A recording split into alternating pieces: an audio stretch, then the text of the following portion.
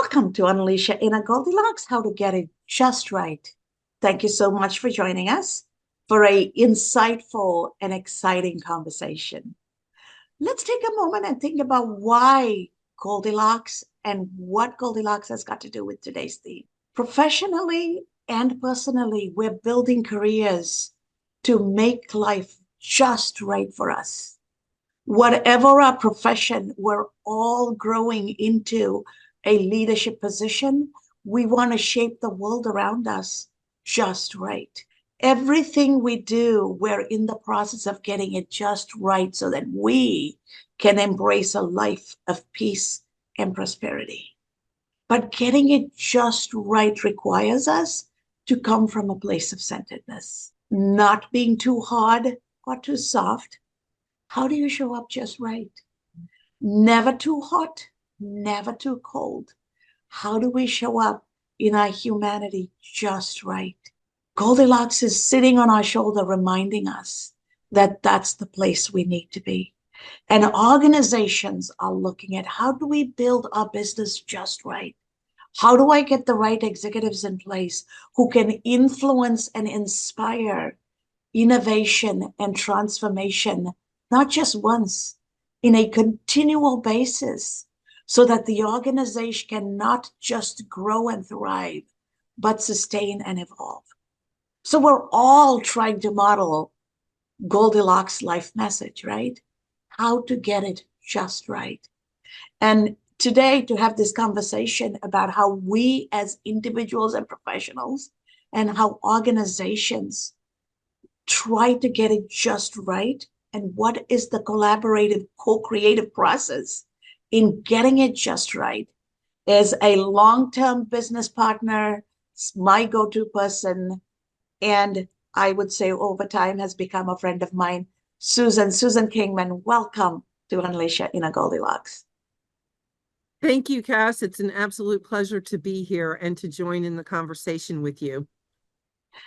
Delighted to kick off today's conversation with asking you to take a step back and talk about how did you get into executive recruiting? And executive recruiting is far more complex than recruiting for any position for multiple reasons, including all the egos involved. How did you get into this, and how have you seen yourself transform in this journey of becoming the go-to person for executive search? I think that it was my destiny because I love connecting people to opportunity. Early on in my professional career, I got into recruiting by being a point person for helping to either shape people as they got into leadership roles or just advise in the best ways to interview people. And that led to working with some of the big organizations in staffing world, Robert Half. And as my career developed in Robert Half, and I learned tactically how to execute a search for an accounting and finance professional, or anything from an accounts payable clerk up to a CFO. The challenge to bring forward top candidates was always a challenge that I relished. As I worked both for Robert Half and then for more boutique companies, I found myself getting into retained search, where a company will say, we need you solely to focus on a C-level or an E-level professional. And the research that takes to find that person and to bring that candidate to the forefront was very exciting and challenging to me. Also, to work with companies and to align them with what it means to actually get that talent that's going to enhance both productivity and move the standards up even higher for all the reasons why you hire a senior executive, for the future of the business, for retention, for connecting with the people that work with them and the teams. And I felt that what was missing in some of my work with large corporate organizations, myself being employed by them, and then even in boutique firms, was you're beholden to perhaps a set of candidates that they want to see that isn't necessarily based on diversity, equity, and inclusion. So as I was working with larger companies, I began to really promote all the tenets of DEI and belonging and research what it takes to help drive companies to that mindset in the corporate world, in the non-for-profit world, to understanding that a diverse work environment is not only fantastic for the bottom line, but that people with global insights and perspectives help educate internal employees and clients to reach new important customer demographics and to provide a heightened sense of innovation within that company. It became so passionate to me that I decided to start my own company, and that's where I am today. I believe thoroughly in the tenets of DE&I, and I want to help women change the statistics of being only less than 10% of the C-suite or the CEO suite, as it were, in corporate America, Fortune 500, to more like 40 to 50% of that. Thank you. Thank you, Susan. And you were promoting belonging and inclusion long before there was DEI, right? Because you come from a different, we come from a different generation, and the Yeah. language and the push is relatively modern for those of us who've been in the workplace for 25, 30, 35 years. As you look back and look forward, you have been somebody who more than recruited executives and built companies staffing at the highest level. You also connected organizations, put people together so that organizations could collaborate and thrive and co-create. Talk to us a little bit about it, the importance of going beyond just the person and placement and connecting organizations so that the ecosystem becomes sustainable. I think one of the ways in which you do that and you become influential is that you assess, first of all, from the hiring authority, what is it you're looking for in this role? Deconstruct it for me. And any hiring authority is going to tell you that, we want enhanced team performance. We want connection. We want people to be able to come to work and do absolutely the best work that they can. Then I explain why a candidate that is diverse, whether it's a female, any of the criteria that they might not necessarily assume means diverse, but just lead them to the tenant to get them thinking along those lines, that diverse leadership drives success across all channels of the organization. And pave the way, whether it is a team that is more traditional in its look currently. Ask them the questions. What are your goals? What are your revenue goals? What are you trying to achieve? Well, of course, any CFO, for example, is going to say, we need to drive cash to the bottom line. We need to have employee retention. We need a good succession plan. We need to enhance our technology stack. We need to make sure internal controls are in place. Well, let's bring in some people that might have some viewpoints that you've never thought of before, that might be more emergent in their career, but are ready to take this step. And when the process goes like that, and it's a coaching and counseling process throughout the chain of events that need to occur to make somebody go from a candidate to a hire, that kind of gentle, it's not just coaxing, but it's leading them to the decision that, wow, maybe a female controller would be the best in this role, even though we've typically only had males in this role, because look at how great this candidate is. Susan is not only promoting them, Susan really has shown us how their viewpoints will help increase engagement with the rest of our team. I think it's just having that lens throughout the entire process. Of course, a skilled person might be the best candidate for that role, might be a white male. However, it's more about the qualitative aspects of that person, because men can be some of the greatest champions for DEI and lead their teams that way as well. So it's not including, it's including every voice in the whole entire operation of making a candidate into a hire. And I believe that that helps them to see what the future can look like outside of the lens they've currently been viewing it. I love how you are taking the path down, taking perspective, having different perspectives. And diversity is about diversity of thought, diversity of engagement, diversity of perspective. Everybody coming from the same zip code, going to the same school, having the same life experience. Gender difference, racial difference, ethnic difference doesn't always give diversity. So I truly value the diverse perspectives, diverse way of solving problems, diverse ways of going to market and looking at problems, right? So as you build individuals through this journey and you build organizations through this journey, you also get involved in, say, for example, I am a CFO in a business, or I am doing a startup myself, and I need to meet some decision makers, whether they are CFOs or CIOs or CEOs.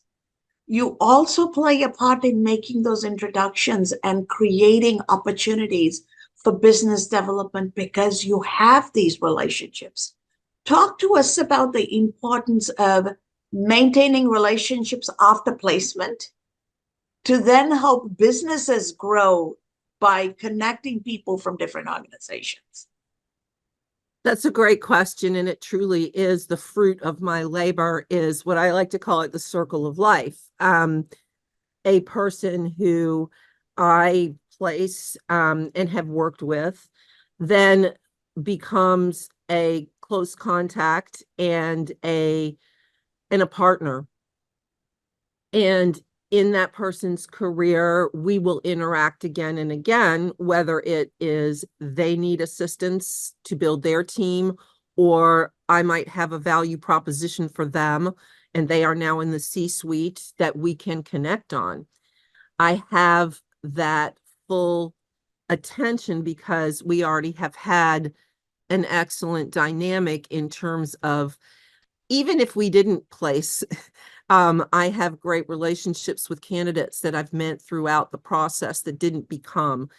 They come back to me. They come back to me when they need a new role, or when they might need advice on where to go to for a certain initiative. Maybe they have a concern that they're working with. For example, I have a great friend who works at CVS, and it's a huge corporation.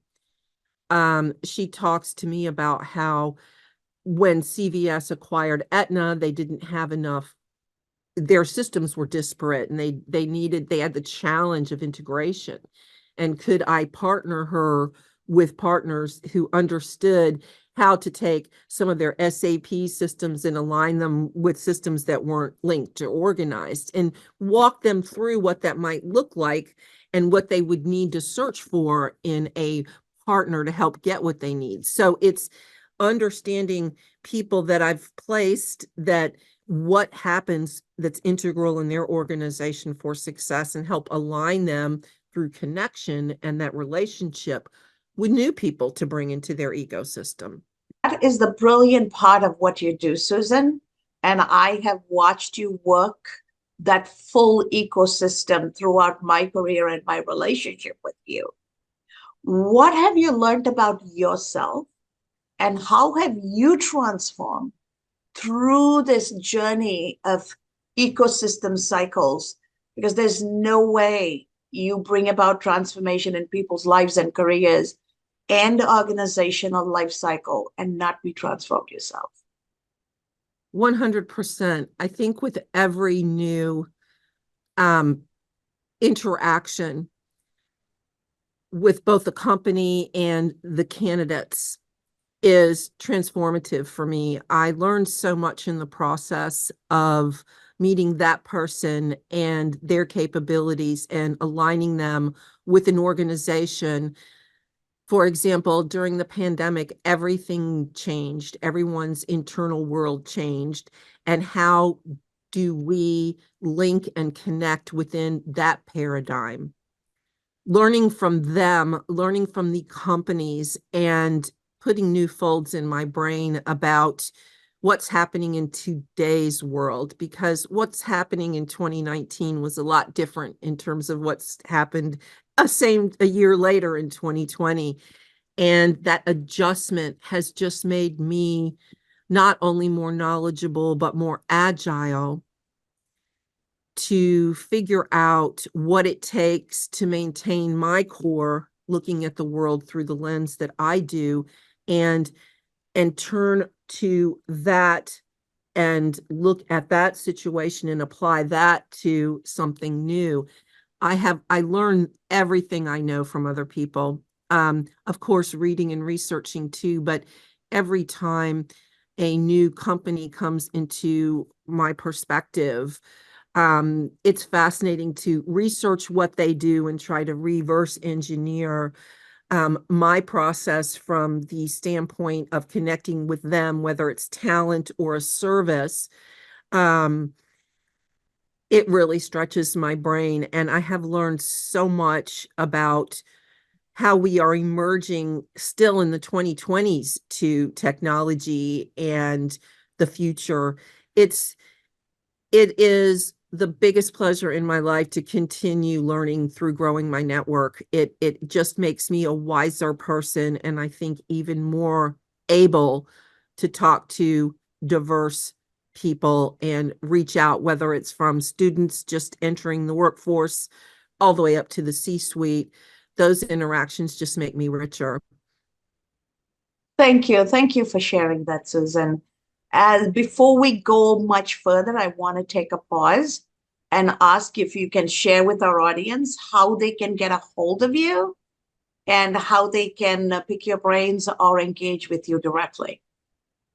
Well, I'm always welcome to any interaction, whether it's just discussing what the world looks like today in the current corporate world or elsewhere.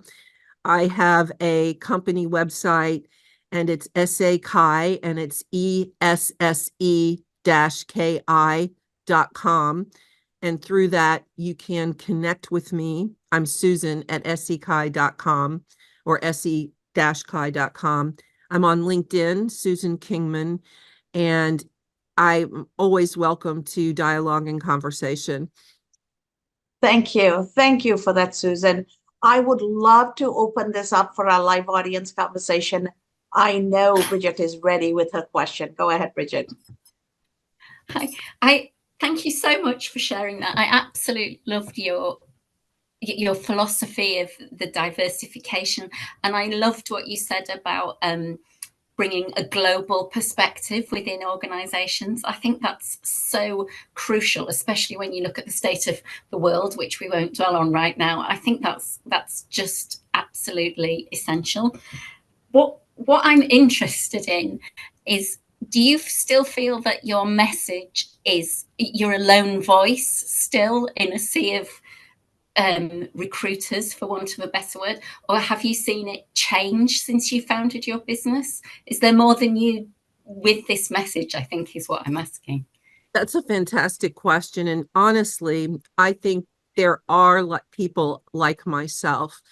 The sad reality is that there was a lot of impetus to drive diversity, equity, and inclusion, especially after events here in the US that really marked us. Let's even get to George Floyd, the most recent. So suddenly, this explosion of in early 2020 and 2019 and events leading up to that was really increasing the DEI role within corporate America. Sadly, since the pandemic, and say in 2023, there's been over a 30% decrease at the corporate level of DEI within organizations. What gets cut first in marketing? Oh, our diversity, equity, and inclusion program. What gets cut in HR? oh, let's just get rid of this diversity team because we've got a grip on that. As well as what gets cut in staffing, large staffing organizations is, really what matters to them in a large corporate environment is the money, the revenue. So the impetus of looking at the world through that lens, hey, that's great, but we need to make sure we get a placement no matter what, who gets the job. So those initiatives get, let's call it blurred.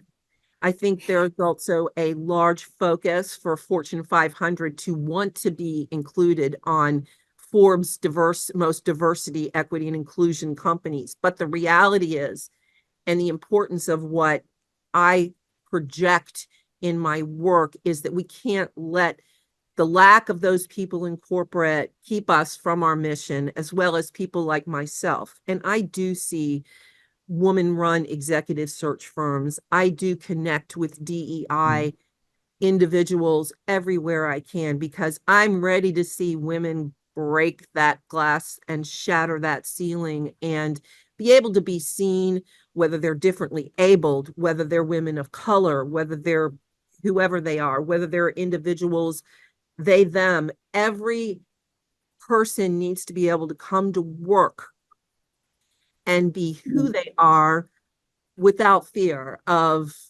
being seen differently, whether it's religion, culture, the whole ball of wax. And I do think I read, I, as much as I can, and connect with individuals who are promoting DEI in the workplace, listen to what they have to say. I think it is a faction of the recruiting world that we greatly need more advocates to get behind. And it is not even a quarter of who we are from a perspective of business. But we can, again, I think intrinsically the goal is, wouldn't it be beautiful? Like I read what this man, Greg Cunningham, who is the chief diversity officer of US Bank, he wrote something once and he said, my goal is that we don't need DEI leaders because that's just who we are intrinsically. And that's the goal that I hope to see in the world. Brilliant. 100% behind you on that. And I wish you luck achieving that. Thank you. Thank you for that wonderful question, Bridget. And I love how you brought that answer home, Susan. Ultimately, we want to see a world where it doesn't have a project name. It's not something we have to do specifically. I always say if a company has a chief diversity officer, they have a diversity problem. That's what it's telling me. And not every organization that has a chief diversity officer is committed to diversity, but they're committed to the optics of creating that bridge, right? Optics doesn't always translate to reality. And so looking deeper into it is what I do if I'm going to engage with an organization.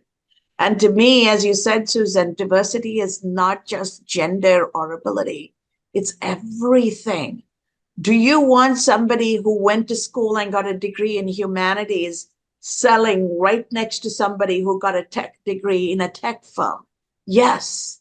The same way you don't want everybody in your accounting firm having only an accounting undergraduate degree when they go through school and have pure numbers related fields.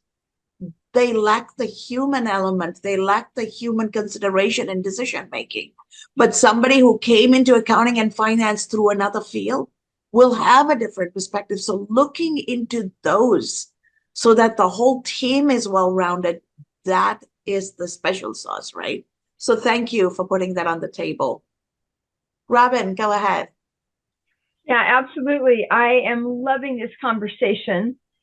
I love all this information, and I too try to work with organizations to help them create workplaces where people want to stay instead of wanting to leave. And what you're talking about totally lands in that. For me, what I've been thinking about, and I realized I was kind of conflating ESG with DEI, but there's been a lot of pushback on ESG now. And and obviously DEI is a portion of that. And one of the complaints was, for example, organizations funds that would claim to be ESG oriented, but there wasn't really a way to compare. Are they really doing what they say? And are they really getting the returns because of their ESG function, DEI function?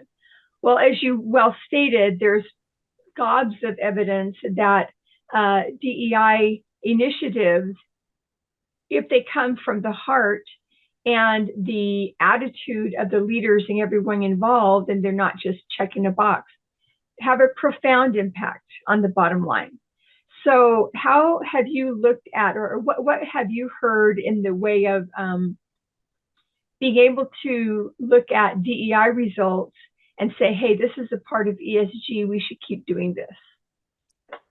That's such an interesting question. And it is very hard when you're trying to establish DEI to do it programmatically. And that means to have a framework where you can have employee groups where people connect. You can have metrics of analysis to look at the dynamic, but does that really measure how one person feels when their supervisor doesn't necessarily embody those same ethics? So when you're looking, for example, at a large organization who might on the outset meet those criterias of, oh, we have 30% female, and we have, of those 30%, 15% are this and that, and categorizing people with statistics, or looking at employee groups and saying, oh, well, we do have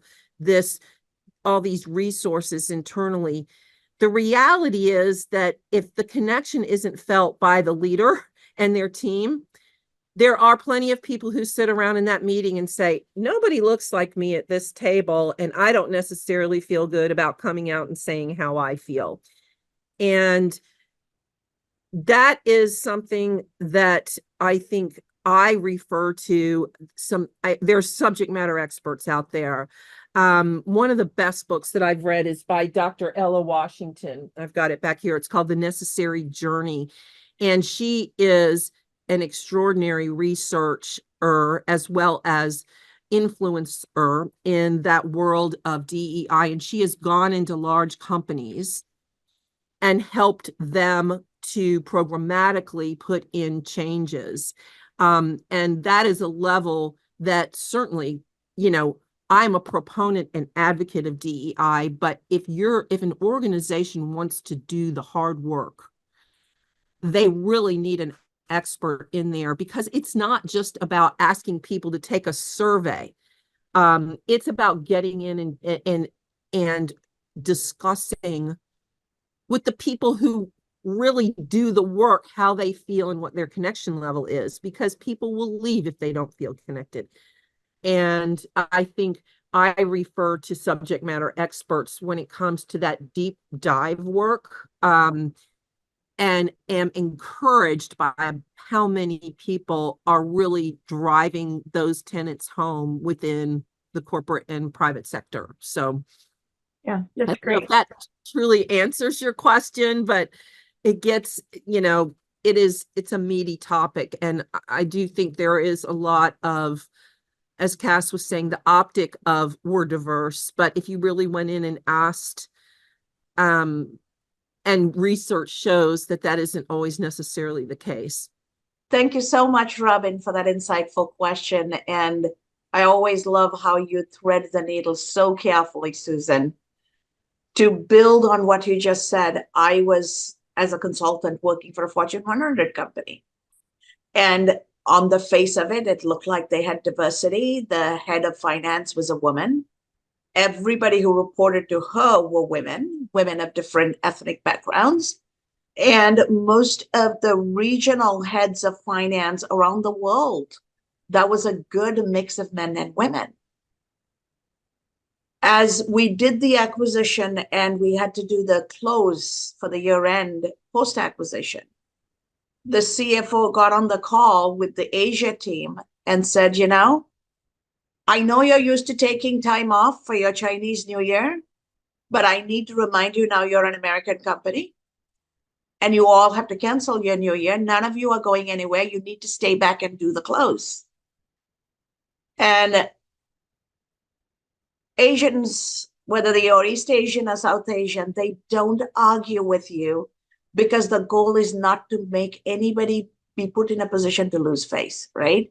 Not losing face and making sure we don't corner anybody is culturally paramount. So they all smiled and said, okay.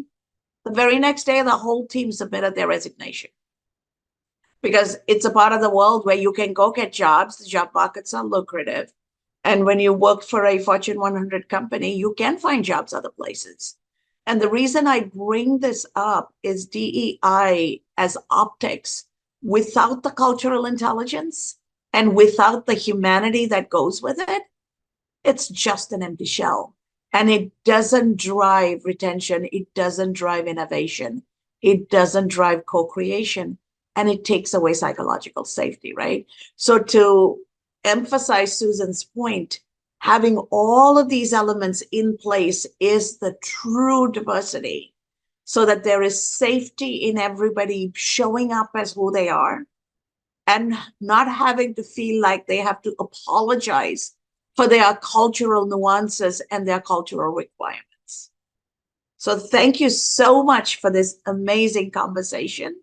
As we bring this to an end, Susan, any word of wisdom for everybody on how to look at the world from a perspective that truly creates a sense of belonging, regardless of the wrapping each of us come in? I think that the best way to view the world is exactly looking at how you want to be seen and making sure that you're authentic when you talk to people that you work with as yourself. Taking a pause if someone says to you that you work with, I'm not coming in today. I don't feel well. Okay. Great. Take the day off. Feel free to connect with me if there's anything you need on a regular basis. Empathy, understanding, and being yourself will only make the people who don't necessarily see the world as yourself get left behind. And if we don't realize our power as women in the work world and feel confident, then we have to figure out how to get that confidence and work together. And it's all about community. It's all about interaction, and it's all about connection. So I would just say connect in your interactions, in your true authentic self, and be comfortable with that. And slowly we will change the world. That is a fantastic way to bring this to a close. And I will let Susan's words of wisdom stand as I wish every one of you a wonderful journey through your personal and professional life. And stop to take perspective, stay authentic, embrace your humanity and show up with empathy, and watch the world completely fall into place.